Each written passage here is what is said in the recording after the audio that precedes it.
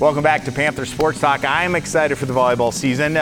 So you won the conference regular season last year, the year before, preseason number one. How do you carry that weight with that big target on your back and just letting the student athletes understand what is in front of them to accomplish here? Yeah, I think the cool thing is the expectation always is winning a conference championship. So if we're picked first or 12th, it doesn't really matter. It's a preseason poll, and we know that there's a lot of work that goes into making that happen. And so I think it's cool the respect that we had, because I honestly didn't think we would be picked first, just because of the pieces that we lost and some of the things that people are returning along the conference. But I think we talk about it all the time. It's a day-to-day grind. I think when you have an unbalanced schedule like we have, every match is important all the time, but when you have an unbalanced schedule, you have to make sure that you're not losing the match because you weren't prepared in whatever way. There's too many things that happen in sports that you can't control, that we have to really work hard at controlling what we can, and that is the preparation, and that is being ready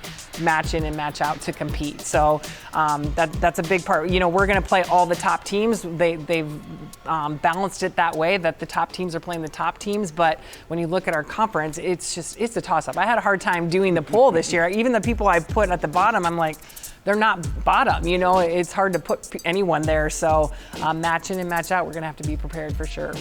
50 years of volleyball at the University of Northern Iowa. I love celebrating birthdays, anniversaries, milestones. That's a big one to celebrate all year long, Bobbi. Yeah, I'm so excited about that. And, you know, we talked about this group being a good one for it, because one of the things we have is definitely tradition, and we have some core principles that get handed down year after year, but we also talk about each team is its own separate team in a way as well, and has to have its own identity, but to be a part of contributing to that tradition and not relying on that tradition.